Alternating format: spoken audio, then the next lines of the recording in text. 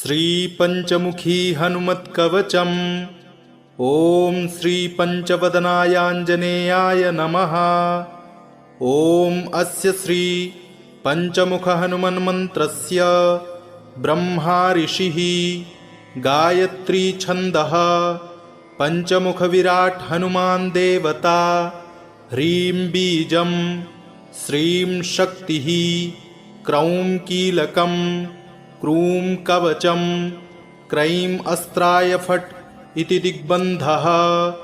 श्रीगरुड उवाच अथ ध्यानं प्रवक्ष्यामि शृणु सर्वाङ्गसुन्दरी यत्कृतं देवदेवेन ध्यानं हनुमतः प्रियं। पञ्चवक्त्रं महाभीमं त्रिपञ्चनयनैर्युतं बाहुभिर्दशभिर्युक्तं सर्वकामार्थसिद्धिदं। पूर्वं तु वानरं वक्त्रं कोटिसूर्यसमप्रभं दंष्ट्राकरालवदनं भ्रुकुटीकुटिलेक्षणम्। अस्यैव दक्षिणं वक्त्रं नारसिंहं महाद्भुतम् अत्युग्रतेजवपुषं भीषणं भयनाशनं। पश्चिमं गारुणं वक्त्रं वक्रतुण्डं महाबलं सर्वनागप्रशमनं विषभूतादिक्रन्तनम्। उत्तरं सौकरं वक्त्रं कृष्णं दीप्तं नभोपमं पातालसिंहवेताल ज्वररोगादिकृन्तनम्। ऊर्ध्वं हयाननं घोरं दानवान्तकरं परं येन वक्त्रेण विप्रेन्द्र तारकाख्यं महासुरं। जघान शरणं तत्स्यात् सर्वशत्रुहरं परं ध्यात्वा पञ्चमुखं रुद्रं हनुमन्तं दयानिधिं। खड्गं त्रिशूलं खड्वाङ्गं पाशमङ्कुशपर्वतं मुष्टिं कौमोदकीं वृक्षं धारयन्तं कमण्डलुं।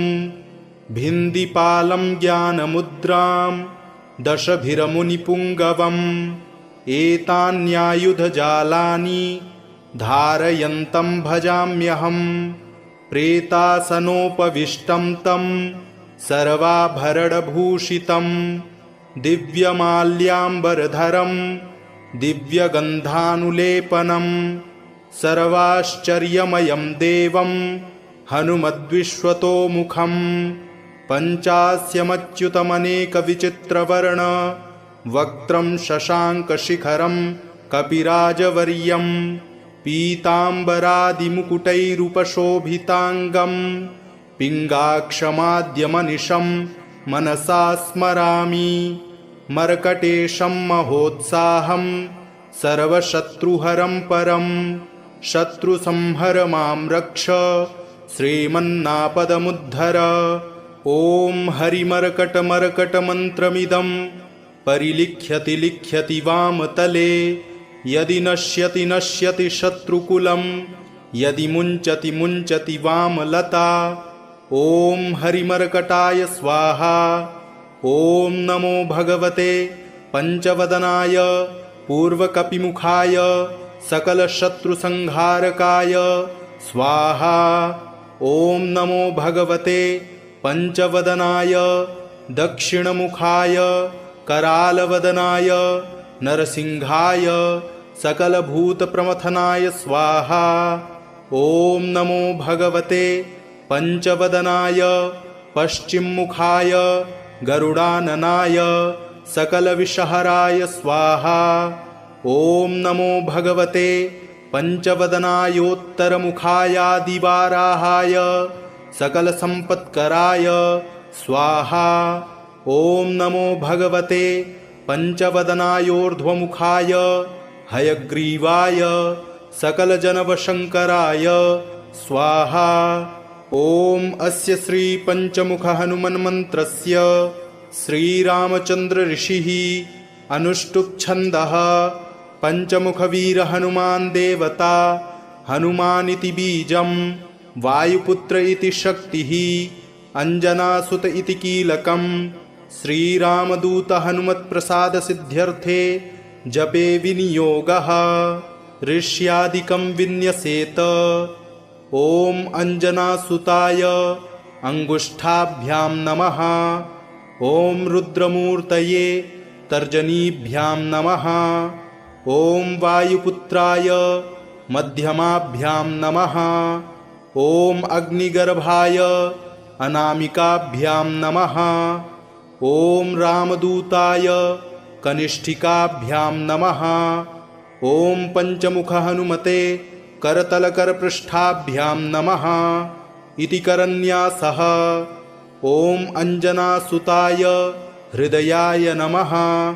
ॐ रुद्रमूर्तये शिरसे स्वाहा। ॐ वायुपुत्राय शिखायै वषट्। ॐ अग्निगर्भाय कवचाय हुं। ॐ रामदूताय नेत्रत्रयाय वौषट्। ॐ पंचमुख हनुमते अस्त्राय फट्। पंचमुख हनुमते स्वाहा इति दिग्बन्धः। अथ ध्यानम्। वन्दे वानरनारसिंहखगराट् क्रोडाश्ववक्त्रान्वितं दिव्यालङ्करणं त्रिपञ्चनयनं देदीप्यमानं रुचां हस्ताब्जैरसिखेटपुस्तकसुधा कुम्भाङ्कुशाद्रिंहलं खड्वाङ्गं फणिभूरुहं दशभुजं सर्वारिवीरापहम्। अथ मन्त्रः। ॐ रामदूतायाञ्जनेयाय वायुपुत्राय महाबलपराक्रमाय सीतादुःखनिवारणाय लङ्कादहनकारणाय महाबलप्रचण्डाय फाल्गुनसखाय कोलाहलसकलब्रह्माण्डविश्वरूपाय सप्तसमुद्रनिर्लङ्घनाय पिङ्गलनयनायामितविक्रमाय सूर्यबिम्बफलसेवनाय दुष्टनिवारणाय दृष्टिनिरालङ्कृताय सञ्जीविनी सञ्जीविताङ्गद लक्ष्मणमहाकपि सैन्यप्राणदाय दशकण्ठविध्वंसनाय रामेष्टाय महाफाल्गुनसखाय सीतासहित रामवरप्रदाय षट्प्रयोगागम पंचमुख वीरहनुमन्मन्त्रजपे विनियोगः। ॐ हरिमर्कटमर्कटाय बं बं बं बं बं वौषट स्वाहा। ॐ हरिमर्कटमर्कटाय फं फं फं फं फं फट् स्वाहा। ॐ हरिमर्कटमर्कटाय खें खें खें खें खें मारणाय स्वाहा। ॐ हरिमर्कटमर्कटाय लुं लुं लुं लुं लुं आकर्षित सकलसम्पत्कराय स्वाहा। ॐ हरिमर्कटमर्कटाय धन धन धन धन धन शत्रुस्तम्भनाय स्वाहा। ॐ टन् टन् टन् टन् टन् कूर्ममूर्तये पंचमुखवीरहनुमते परयन्त्र परतन्त्रोच्चाटनाय स्वाहा। ॐ कं खं गं घं गं चं छं जं झं ज्यं टं ठं डं ढं डं तं थं दं धं नं पं फं बं भं मं यं रं लं बं शं शं सं हं क्षं स्वाहा इति दिग्बन्धः। ॐ पूर्वकपिमुखाय पंचमुख हनुमते टं टं टं टं टं सकलशत्रुसंहारणाय स्वाहा। ॐ दक्षिणमुखाय पंचमुख हनुमते करालवदनाय नरसिंहाय ॐ ह्रां ह्रीं ह्रूं ह्रैं ह्रौं ह्रः सकलभूतप्रेत दमनाय स्वाहा। ॐ पश्चिममुखाय गरुडाननाय पंचमुख हनुमते मं मं मं मं मं सकलविषहराय स्वाहा। ॐ उत्तरमुखायादिवराहाय लं लं लं लं लं नृसिंहाय नीलकण्ठमूर्तये पंचमुख हनुमते स्वाहा। ॐ ऊर्ध्वमुखाय हयग्रीवाय रुं रुं रुं रुं रुं रुद्रमूर्तये सकलप्रयोजननिर्वाहकाय स्वाहा। ॐ अञ्जनासुताय वायुपुत्राय महाबलाय सीताशोकनिवारणाय श्रीरामचन्द्रकृपा पादुकाय महावीर्यप्रमथनाय ब्रह्माण्डनाथाय कामदाय पञ्चमुखवीरहनुमते स्वाहा। भूतप्रेतपिशाच ब्रह्मराक्षस शाकिनी डाकिन्यन्तरिक्ष ग्रह परयन्त्र परतन्त्रोच्चाटनाय स्वाहा। सकलप्रयोजननिर्वाहकाय पञ्चमुखवीरहनुमते श्रीरामचन्द्रवरप्रदाय जं जं जं जं जं स्वाहा। इदं कवचं पठित्वा तु महाकवचं पठेन्नरः एकवारं जपेत् स्तोत्रं सर्वशत्रुनिवारणं द्विवारं तु पठेन्नित्यं पुत्रपौत्रप्रवर्धनं त्रिवारं च पठेन्नित्यं सर्वसम्पत्करं शुभं चतुर्वारं पठेन्नित्यं सर्वरोगनिवारणं पञ्चवारं पठेन्नित्यं सर्वलोकवशङ्करं षड्वारं पठेन्नित्यं सर्वदेववशङ्करं सप्तवारं पठेन्नित्यं सर्वसौभाग्यदायकम् अष्टवारं पठेन्नित्यं मिष्टकामार्थसिद्धिदं नववारं पठेन्नित्यं राजभोगमवाप्नुयात् दशवारं पठेन्नित्यं त्रैलोक्यज्ञानदर्शनं रुद्रावृत्तिं पठेन्नित्यं सर्वसिद्धिर्भवेद्ध्रुवं निर्बलो रोगयुक्तश्च महाव्याध्यादिपीडितः कवचस्मरणेनैव महाबलमवाप्नुयात्। ॐ श्रीपञ्चवदनायाञ्जनेयाय नमः। ॐ अस्य श्री पञ्चमुखहनुमन्मन्त्रस्य ब्रह्मा ऋषिः गायत्री छन्दः पञ्चमुखविराट् हनुमान् देवता ह्रीं बीजं श्रीं शक्तिः क्रौं कीलकं क्रूं कवचं क्रैं अस्त्राय फट् इति दिग्बन्धः। श्रीगरुड उवाच अथ ध्यानं प्रवक्ष्यामि शृणु सर्वाङ्गसुन्दरी यत्कृतं देवदेवेन ध्यानं हनुमतः प्रियं पञ्चवक्त्रं महाभीमं त्रिपञ्चनयनैर्युतं बाहुभिर्दशभिर्युक्तं सर्वकामार्थसिद्धिदं पूर्वं तु वानरं वक्त्रं कोटिसूर्यसमप्रभं दंष्ट्राकरालवदनं भ्रुकुटीकुटिलेक्षणम् अस्यैव दक्षिणं वक्त्रं नारसिंहं महाद्भुतम् अत्युग्रतेजवपुषं भीषणं भयनाशनं पश्चिमं गारुणं वक्त्रं वक्रतुण्डं महाबलं सर्वनागप्रशमनं विषभूतादिकृन्तनम् उत्तरं सौकरं वक्त्रं कृष्णं दीप्तं नभोपमं पातालसिंहवेताल ज्वररोगादिकृन्तनम् ऊर्ध्वं हयाननं घोरं दानवान्तकरं परं येन वक्त्रेण विप्रेन्द्र तारकाख्यं महासुरं जघान शरणं तत्स्यात् सर्वशत्रुहरं परं ध्यात्वा पञ्चमुखं रुद्रं हनुमन्तं दयानिधिं खड्गं त्रिशूलं खड्वाङ्गं पाशमङ्कुशपर्वतं मुष्टिं कौमोदकीं वृक्षं धारयन्तं कमण्डलुं भिन्दिपालं ज्ञानमुद्रां दशभिरमुनिपुङ्गवम्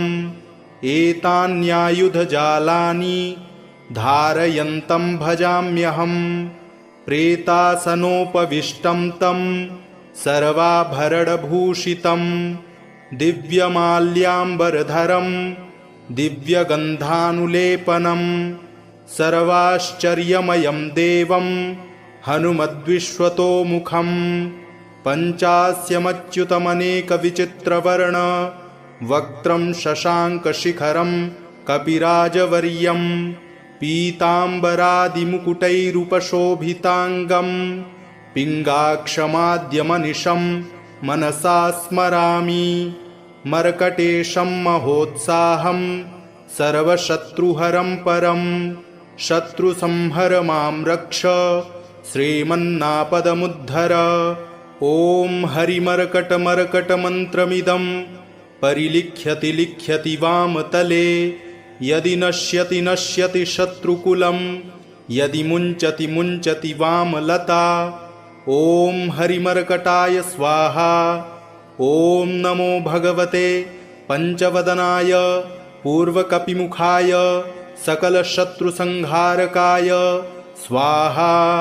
ॐ नमो भगवते पञ्चवदनाय दक्षिणमुखाय करालवदनाय नरसिंहाय सकलभूतप्रमथनाय स्वाहा। ॐ नमो भगवते पञ्चवदनाय पश्चिममुखाय गरुडाननाय सकलविषहराय स्वाहा। ॐ नमो भगवते पञ्चवदनायोत्तरमुखायादिवाराहाय सकलसम्पत्कराय स्वाहा।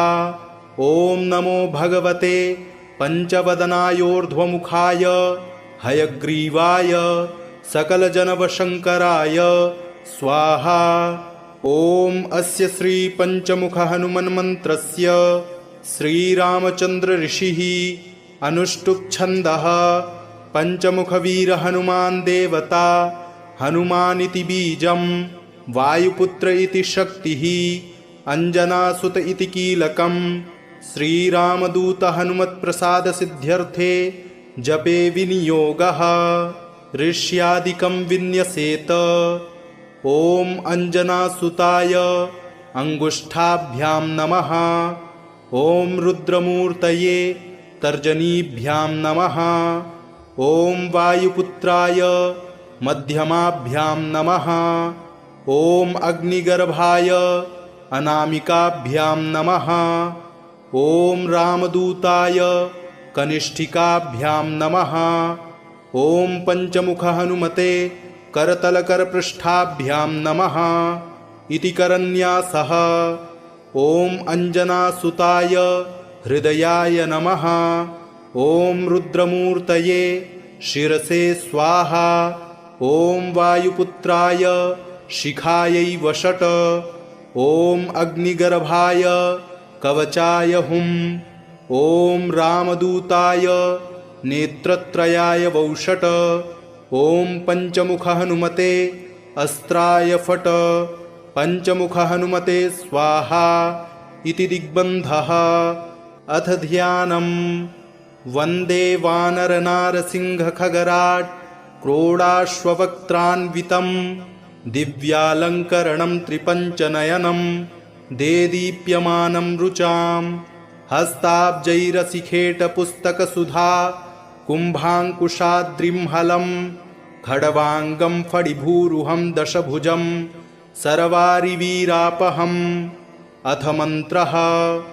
ॐ रामदूतायाञ्जनेयाय वायुपुत्राय महाबलपराक्रमाय सीतादुःखनिवारणाय लङ्कादहनकारणाय महाबलप्रचण्डाय फाल्गुनसखाय कोलाहलसकलब्रह्माण्डविश्वरूपाय सप्तसमुद्रनिर्लङ्घनाय पिङ्गलनयनायामितविक्रमाय सूर्यबिम्बफलसेवनाय दुष्टनिवारणाय दृष्टिनिरालङ्कृताय सञ्जीविनी सञ्जीविताङ्गद लक्ष्मणमहाकपि सैन्यप्राणदाय दशकण्ठविध्वंसनाय रामेष्टाय महाफाल्गुनसखाय सीतासहित रामवरप्रदाय षट्प्रयोगागम पञ्चमुख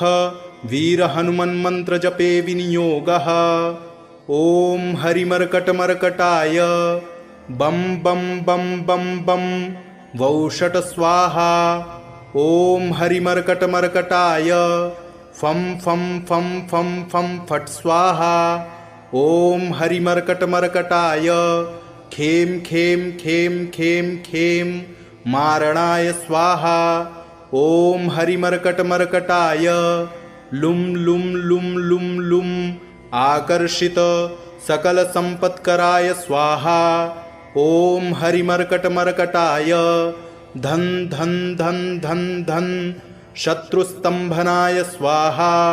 ॐ टन टन टन टन टन कूर्ममूर्तये पंचमुखवीरहनुमते परयन्त्र परतन्त्रोच्चाटनाय स्वाहा। ॐ कं खं गं घं गं चं छं जं झं यं टं ठं डं ढं डं तं थं दं धं नं पं फं बं भं मं यं रं लं बं शं शं सं हं क्षं स्वाहा इति दिग्बन्धः। ॐ पूर्वकपिमुखाय पंचमुखहनुमते टं टं टं टं टं सकलशत्रुसंहारणाय स्वाहा।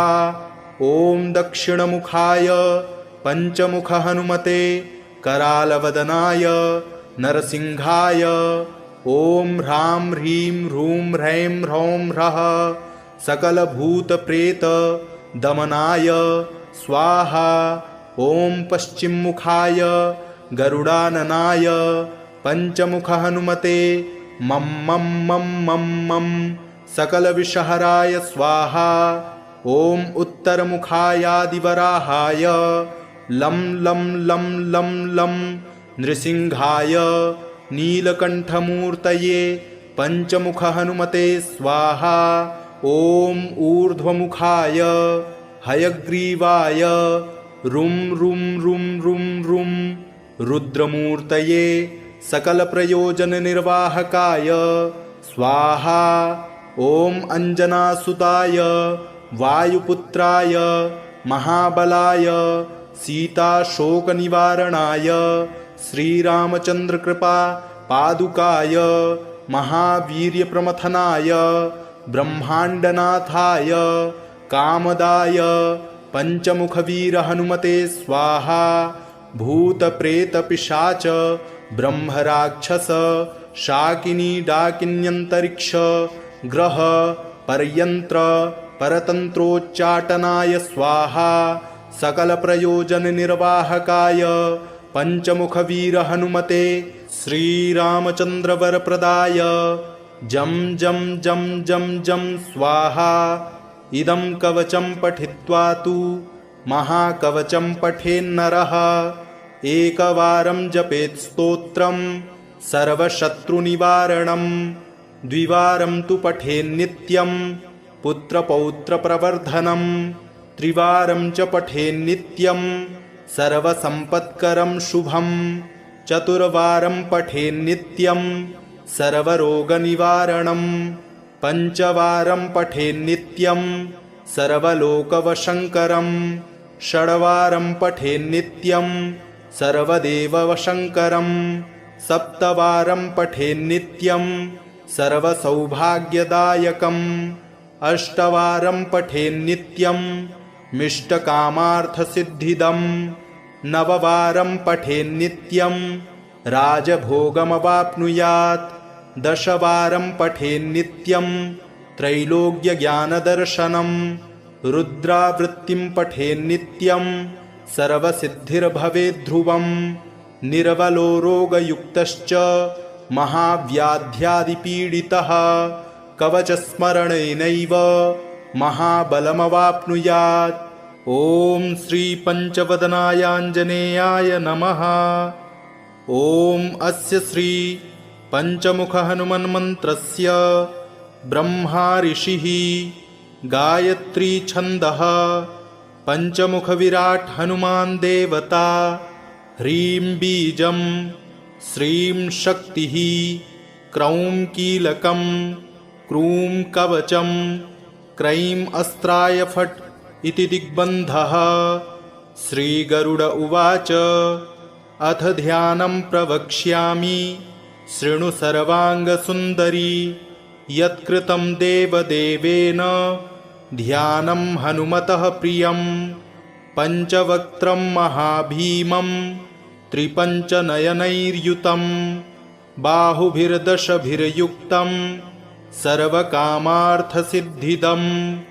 पूर्वं तु वानरं वक्त्रं कोटिसूर्यसमप्रभं दंष्ट्राकरालवदनं भ्रुकुटीकुटिलेक्षणम्। अस्यैव दक्षिणं वक्त्रं नारसिंहं महाद्भुतम् अत्युग्रतेजवपुषं भीषणं भयनाशनं।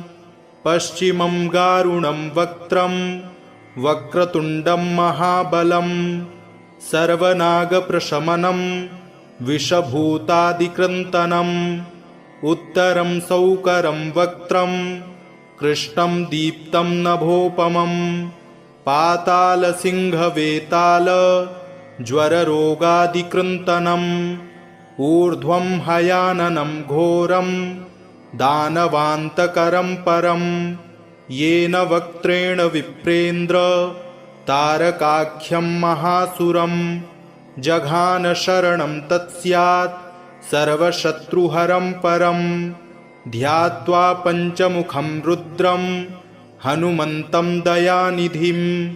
खड्गं त्रिशूलं खड्वाङ्गं पाशमङ्कुशपर्वतं मुष्टिं कौमोदकीं वृक्षं धारयन्तं कमण्डलुं। भिन्दिपालं ज्ञानमुद्रां दशभिरमुनिपुङ्गवम् एतान्यायुधजालानि धारयन्तं भजाम्यहम्। प्रेतासनोपविष्टं तं सर्वाभरणभूषितं दिव्यमाल्याम्बरधरं दिव्यगन्धानुलेपनं सर्वाश्चर्यमयं देवं हनुमद्विश्वतोमुखं। पञ्चास्यमच्युतमनेकविचित्रवर्ण वक्त्रं शशाङ्कशिखरं कपिराजवर्यं पीताम्बरादिमुकुटैरुपशोभिताङ्गं पिङ्गाक्षमाद्यमनिशं मनसा स्मरामि। मर्कटेशं महोत्साहं सर्वशत्रुहरं परं शत्रुसंहर मां रक्ष श्रीमन्नापदमुद्धर। ॐ हरिमर्कटमर्कटमन्त्रमिदं परिलिख्यति लिख्यति वामतले। यदि नश्यति नश्यति शत्रुकुलं यदि मुञ्चति मुञ्चति वामलता। ॐ हरिमर्कटाय स्वाहा। ॐ नमो भगवते पञ्चवदनाय पूर्वकपिमुखाय सकलशत्रुसंहारकाय स्वाहा। ॐ नमो भगवते पञ्चवदनाय दक्षिणमुखाय करालवदनाय नरसिंहाय सकलभूतप्रमथनाय स्वाहा। ॐ नमो भगवते पञ्चवदनाय पश्चिममुखाय गरुडाननाय सकलविषहराय स्वाहा। ॐ नमो भगवते पञ्चवदनायोत्तरमुखायादिवाराहाय सकलसम्पत्कराय स्वाहा। ॐ नमो भगवते पञ्चवदनायोर्ध्वमुखाय हयग्रीवाय सकलजनवशङ्कराय स्वाहा। ॐ अस्य श्रीपञ्चमुखहनुमन्मन्त्रस्य श्रीरामचन्द्र ऋषिः अनुष्टुप्छन्दः। पञ्चमुखवीरहनुमान् देवता हनुमानिति बीजं वायुपुत्र इति शक्तिः अञ्जनासुत इति कीलकं। श्रीरामदूत हनुमत्प्रसादसिद्ध्यर्थे जपे विनियोगः ऋष्यादिकं विन्यसेत। ॐ अञ्जनासुताय अङ्गुष्ठाभ्यां नमः। ॐ रुद्रमूर्तये तर्जनीभ्यां नमः। ॐ वायुपुत्राय मध्यमाभ्यां नमः। ॐ अग्निगर्भाय अनामिकाभ्यां नमः। ॐ रामदूताय कनिष्ठिकाभ्यां नमः। ॐ पंचमुख हनुमते करतलकरपृष्ठाभ्यां नमः इति करन्यासः। ॐ अंजनासुताय हृदयाय नमः।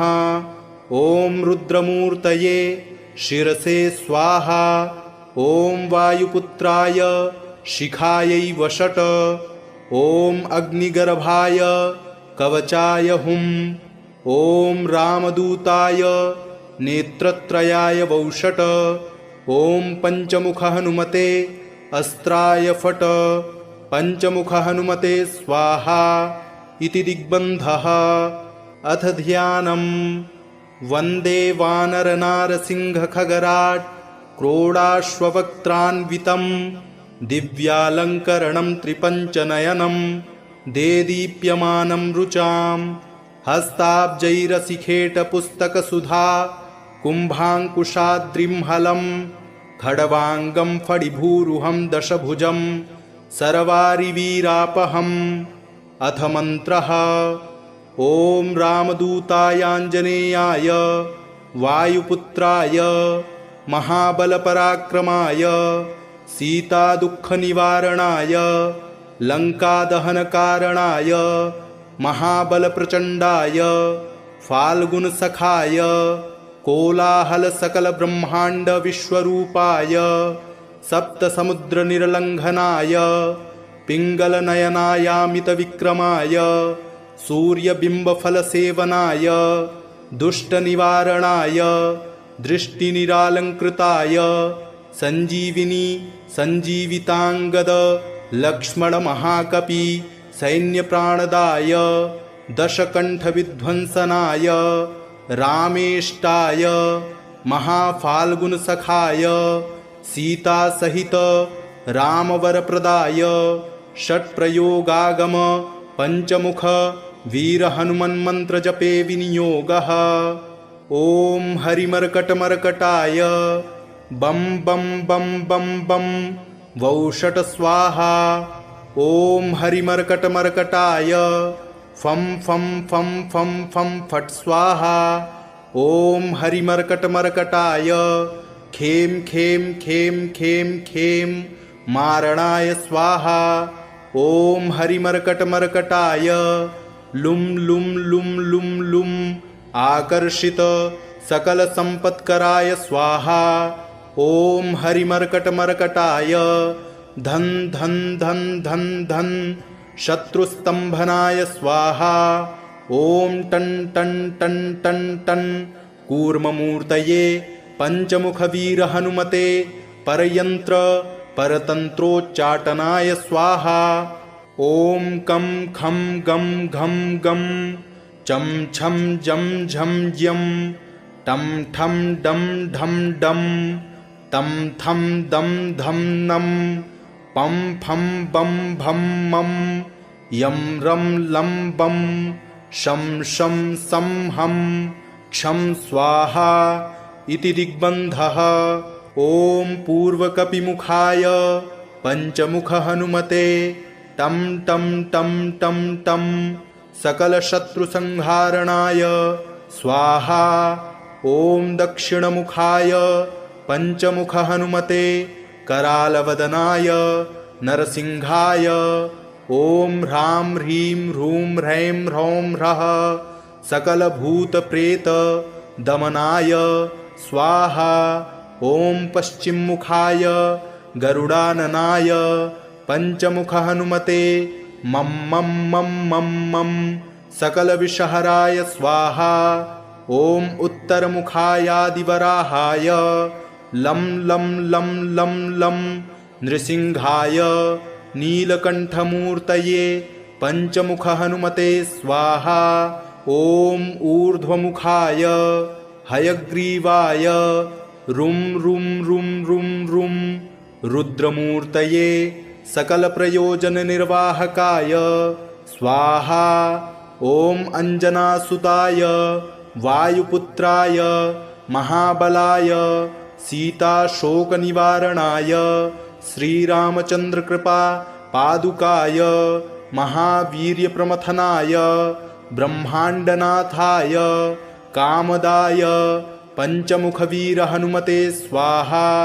भूतप्रेतपिशाच ब्रह्मराक्षस शाकिनी डाकिन्यन्तरिक्ष ग्रह परयंत्र परतंत्रोच्चाटनाय स्वाहा। सकल प्रयोजन निर्वाहकाय पंचमुखवीर हनुमते श्रीरामचंद्र वरप्रदाय जम जम जम जम जम स्वाहा। इदं कवचं पठित्वा तु महाकवचं पठेन्नरः एकवारं जपेत् स्तोत्रं सर्वशत्रुनिवारणं द्विवारं तु पठेन्नित्यं पुत्रपौत्रप्रवर्धनं त्रिवारं च पठेन्नित्यं सर्वसम्पत्करं शुभं चतुर्वारं पठेन्नित्यं सर्वरोगनिवारणं पंचवारं पठेन्नित्यं सर्वलोकवशङ्करं षड्वारं पठेन्नित्यं सर्वदेववशङ्करं सप्तवारं पठेन्नित्यं सर्वसौभाग्यदायकम् अष्टवारं पठेन्नित्यं मिष्टकामार्थसिद्धिदं नववारं पठेन्नित्यं राजभोगमवाप्नुयात् दशवारं पठेन्नित्यं त्रैलोक्यज्ञानदर्शनं रुद्रावृत्तिं पठेन्नित्यं सर्वसिद्धिर्भवेद्ध्रुवं निर्बलो रोगयुक्तश्च महाव्याध्यादिपीडितः कवचस्मरणेनैव महाबलमवाप्नुयात्। ॐ श्रीपञ्चवदनायाञ्जनेयाय नमः।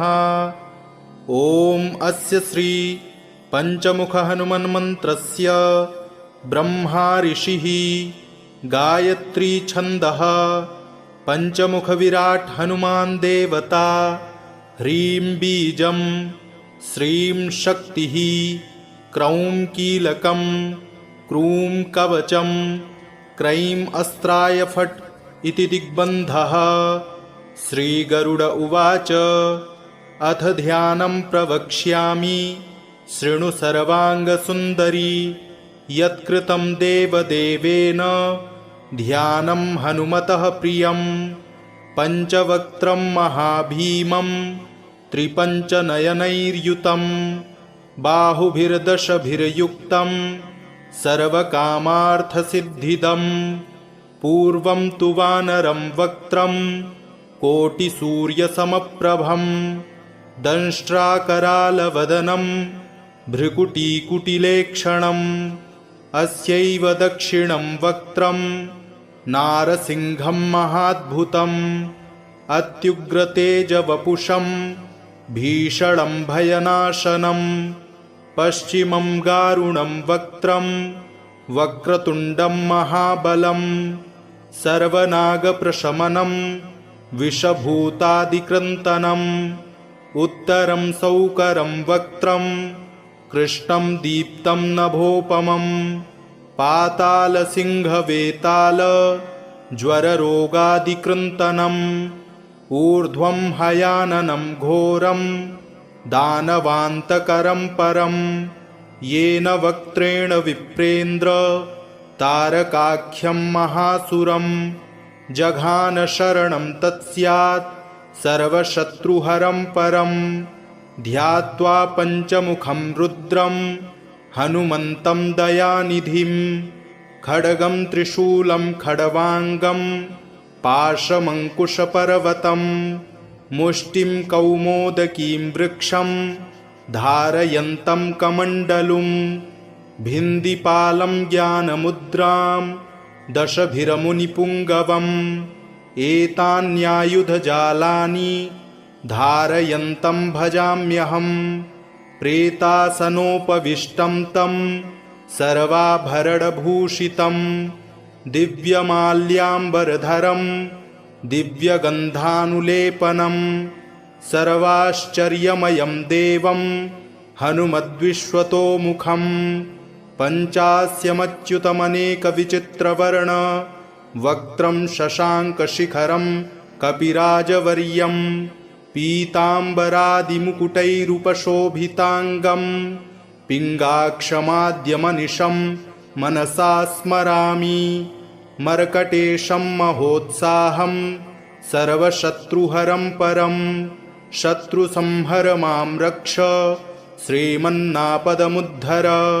ॐ हरिमर्कटमर्कटमन्त्रमिदं परिलिख्यति लिख्यति वामतले यदि नश्यति नश्यति शत्रुकुलं यदि मुञ्चति मुञ्चति वामलता।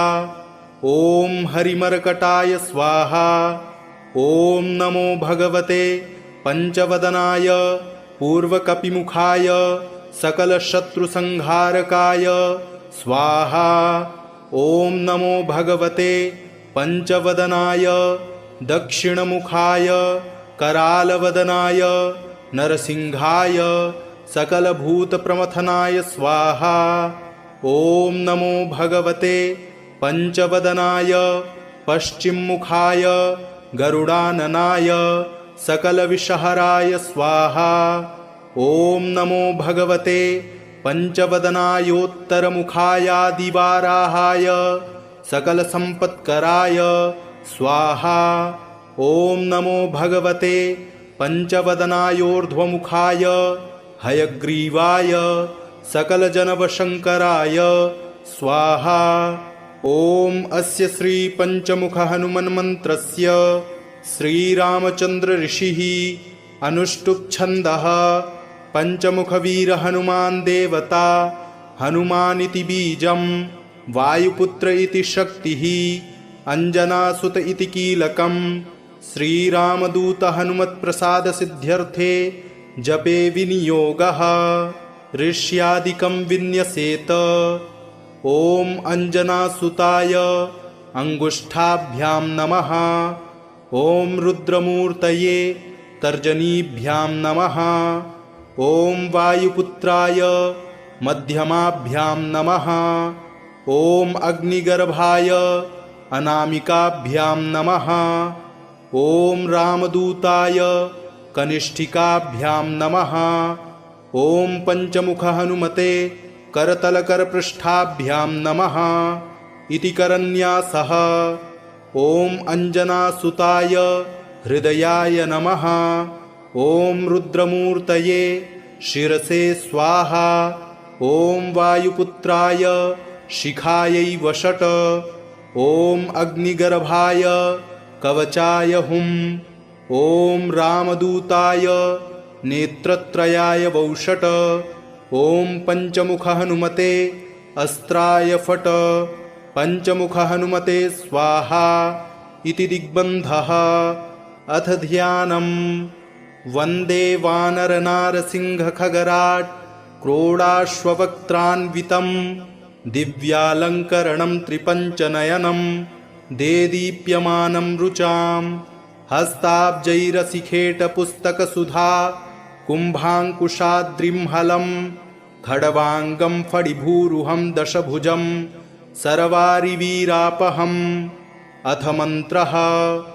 ॐ रामदूतायाञ्जनेयाय वायुपुत्राय महाबलपराक्रमाय सीतादुःखनिवारणाय लङ्कादहनकारणाय महाबलप्रचण्डाय फाल्गुनसखाय कोलाहलसकलब्रह्माण्डविश्वरूपाय सप्तसमुद्रनिर्लङ्घनाय पिङ्गलनयनायामितविक्रमाय सूर्यबिम्बफलसेवनाय दुष्टनिवारणाय दृष्टिनिरालङ्कृताय सञ्जीविनी सञ्जीविताङ्गद लक्ष्मणमहाकपि सैन्यप्राणदाय दशकण्ठविध्वंसनाय रामेष्टाय महाफाल्गुनसखाय सीतासहित रामवरप्रदाय षट्प्रयोगागम पञ्चमुख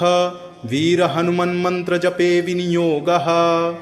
ॐ हरिमर्कटमर्कटाय बं बं बं बं बं वौषट स्वाहा। ॐ हरिमर्कटमर्कटाय फं फं फं फं फं फट् स्वाहा। ॐ हरिमर्कटमर्कटाय खें खें खें खें खें मारणाय स्वाहा। ॐ हरिमर्कटमर्कटाय लुं लुं लुं लुं लुं आकर्षित सकलसम्पत्कराय स्वाहा। ॐ हरिमर्कटमर्कटाय धन धन धन धन धन शत्रुस्तंभनाय स्वाहा। ॐ टन टन टन टन टन कूर्ममूर्तये पंचमुखवीर हनुमते परयंत्र परतंत्रोच्चाटनाय स्वाहा। ॐ कं खं गं घं गं चं छं जं झं यं टं ठं डं ढं डं तं थं दं धं नं पं फं बं भं मं यं रं लं बं शं शं सं हं क्षं स्वाहा इति दिग्बन्धः। ॐ पूर्वकपिमुखाय पंचमुख हनुमते टं टं टं टं टं सकलशत्रुसंहारणाय स्वाहा।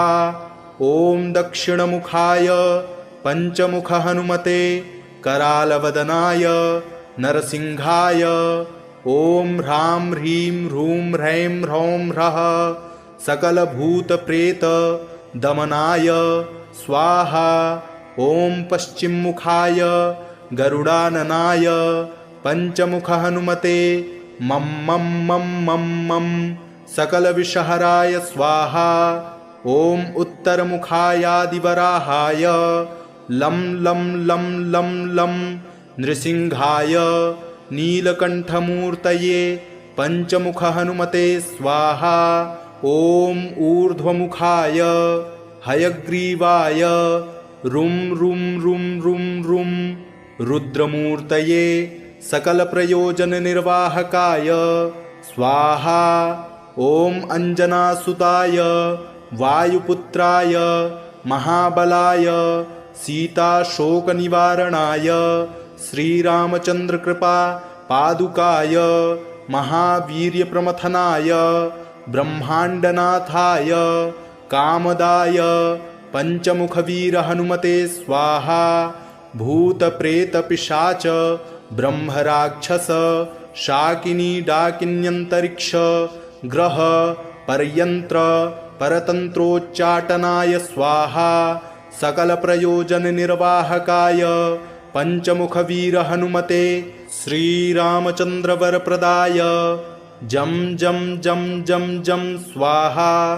इदं कवचं पठित्वा तु महाकवचं पठेन्नरः एकवारं जपेत् स्तोत्रं सर्वशत्रुनिवारणं द्विवारं तु पठेन्नित्यं पुत्रपौत्रप्रवर्धनं त्रिवारं च पठेन्नित्यं सर्वसम्पत्करं शुभं चतुर्वारं पठेन्नित्यं सर्वरोगनिवारणं पंचवारं पठेन्नित्यं सर्वलोकवशङ्करं षड्वारं पठेन्नित्यं सर्वदेववशङ्करं सप्तवारं पठेन्नित्यं सर्वसौभाग्यदायकम् अष्टवारं पठेन्नित्यं मिष्टकामार्थसिद्धिदं नववारं पठेन्नित्यं राजभोगमवाप्नुयात् दशवारं पठेन्नित्यं त्रैलोक्यज्ञानदर्शनं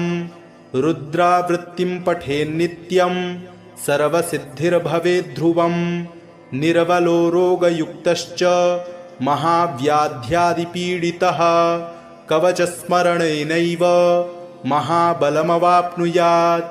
ॐ श्रीपञ्चवदनायाञ्जनेयाय नमः। ॐ अस्य श्री पंचमुख हनुमन्मन्त्रस्य ब्रह्मा ऋषिः गायत्री छन्दः पंचमुख विराट हनुमान् देवता ह्रीं बीजं श्रीं शक्तिः क्रौं कीलकं क्रूं कवचं क्रैं अस्त्राय फट् इति दिग्बन्धः।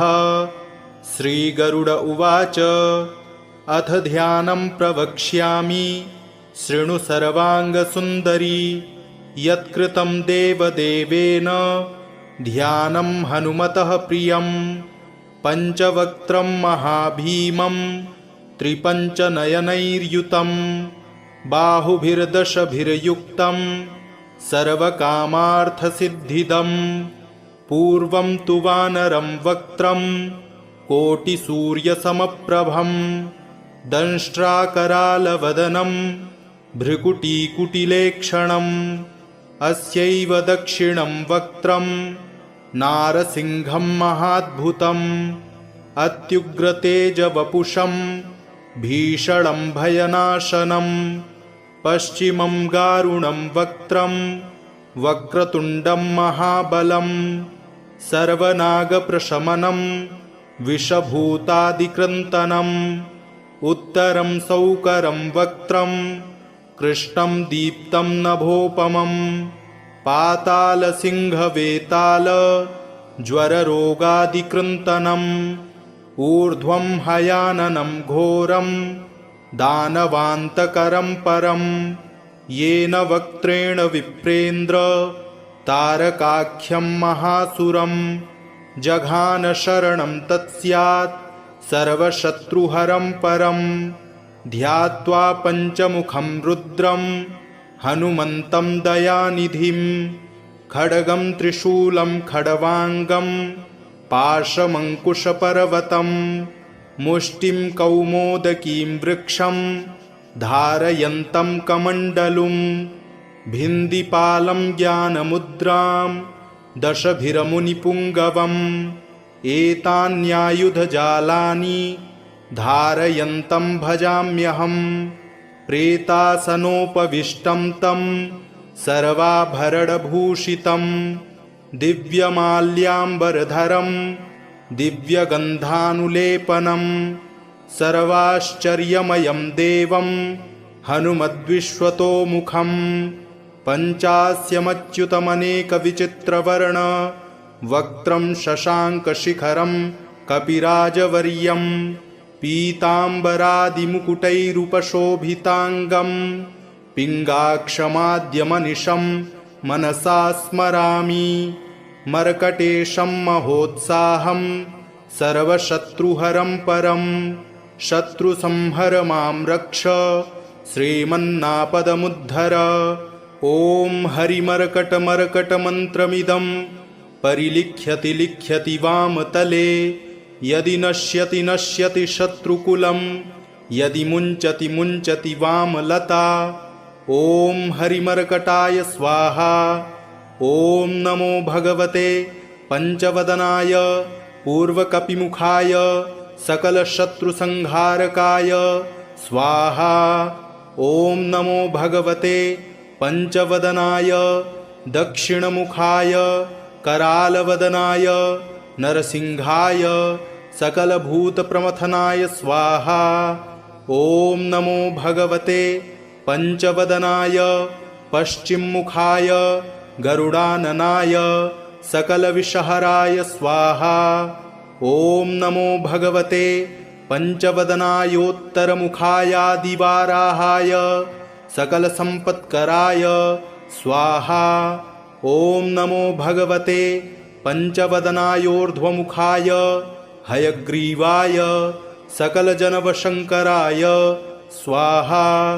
ॐ अस्य श्रीपञ्चमुखहनुमन्मन्त्रस्य श्रीरामचन्द्रऋषिः अनुष्टुप्छन्दः पञ्चमुखवीरहनुमान् देवता हनुमानिति बीजं वायुपुत्र इति शक्तिः अञ्जनासुत इति कीलकं श्रीरामदूतहनुमत्प्रसादसिद्ध्यर्थे जपे विनियोगः ऋष्यादिकं विन्यसेत। ॐ अञ्जनासुताय अङ्गुष्ठाभ्यां नमः। ॐ रुद्रमूर्तये तर्जनीभ्यां नमः। ॐ वायुपुत्राय मध्यमाभ्यां नमः। ॐ अग्निगर्भाय अनामिकाभ्यां नमः। ॐ रामदूताय कनिष्ठिकाभ्यां नमः। ॐ पञ्चमुखहनुमते करतलकरपृष्ठाभ्यां नमः इति करन्यासः। ॐ अञ्जनासुताय हृदयाय नमः। ॐ रुद्रमूर्तये शिरसे स्वाहा। ॐ वायुपुत्राय शिखायै वषट्। ॐ अग्निगर्भाय कवचाय हुं। ॐ रामदूताय नेत्रत्रयाय वौषट्। ॐ पंचमुख हनुमते अस्त्राय फट्। पंचमुख हनुमते स्वाहा इति दिग्बन्धः। अथ ध्यानम्।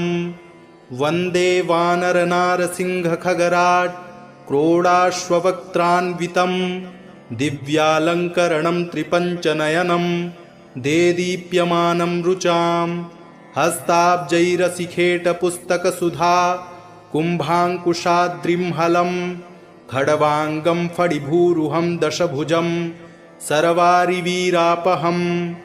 अथ मन्त्रः।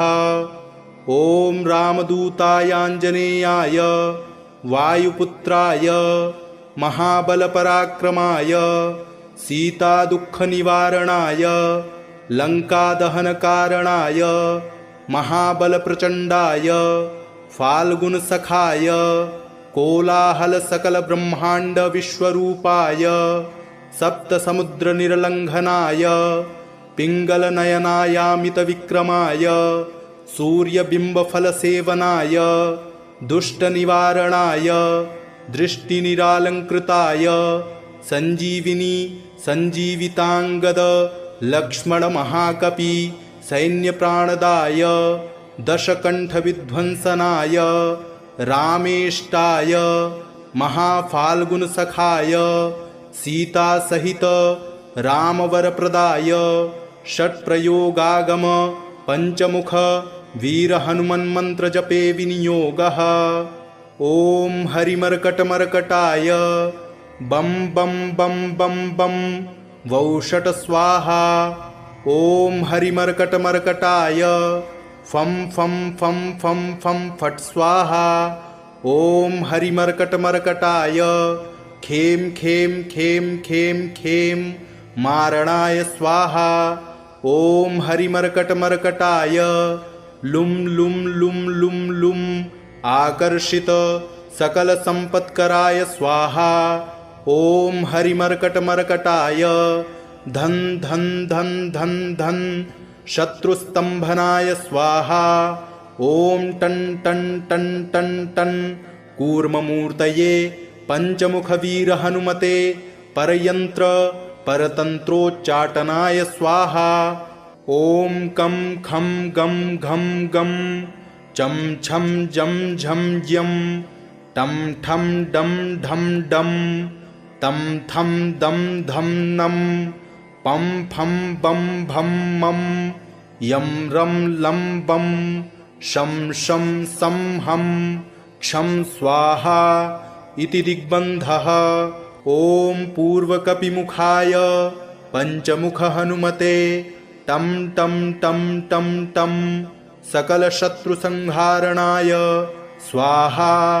ॐ दक्षिणमुखाय पंचमुख हनुमते करालवदनाय नरसिंहाय ॐ ह्रां ह्रीं ह्रूं ह्रैं ह्रौं ह्रः सकलभूतप्रेत दमनाय स्वाहा। ॐ पश्चिममुखाय गरुडाननाय पंचमुख हनुमते मं मं मं मं मं सकलविषहराय स्वाहा। ॐ उत्तरमुखायादिवराहाय लं लं लं लं लं नृसिंहाय नीलकण्ठमूर्तये पंचमुख हनुमते स्वाहा। ॐ ऊर्ध्वमुखाय हयग्रीवाय रुं रुं रुं रुं रुं रुद्रमूर्तये सकलप्रयोजननिर्वाहकाय स्वाहा। ॐ अञ्जनासुताय वायुपुत्राय महाबलाय सीताशोकनिवारणाय श्रीरामचन्द्रकृपा पादुकाय महावीर्यप्रमथनाय ब्रह्माण्डनाथाय कामदाय पंचमुखवीरहनुमते स्वाहा। भूतप्रेतपिशाच ब्रह्मराक्षस शाकिनी डाकिन्यन्तरिक्ष ग्रह परयन्त्र परतन्त्रोच्चाटनाय स्वाहा। सकलप्रयोजननिर्वाहकाय पंचमुखवीर हनुमते श्रीरामचंद्रवरप्रदाय जं जं जं जं जं स्वाहा। इदं कवचं पठित्वा तु महाकवचं पठेन्नरः एकवारं जपेत् स्तोत्रं सर्वशत्रुनिवारणं द्विवारं तु पठेन्नित्यं पुत्रपौत्रप्रवर्धनं त्रिवारं च पठेन्नित्यं सर्वसम्पत्करं शुभं चतुर्वारं पठेन्नित्यं सर्वरोगनिवारणं पञ्चवारं पठेन्नित्यं सर्वलोकवशङ्करं षड्वारं पठेन्नित्यं सर्वदेववशङ्करं सप्तवारं पठेन्नित्यं सर्वसौभाग्यदायकम् अष्टवारं पठेन्नित्यं मिष्टकामार्थसिद्धिदं नववारं पठेन्नित्यं राजभोगमवाप्नुयात् दशवारं पठेन्नित्यं त्रैलोक्यज्ञानदर्शनं रुद्रावृत्तिं पठेन्नित्यं सर्वसिद्धिर्भवेद्ध्रुवं निर्बलो रोगयुक्तश्च महाव्याध्यादिपीडितः कवचस्मरणेनैव महाबलमवाप्नुयात् इति श्रीपञ्चमुखी हनुमत्कवचं सम्पूर्णम्।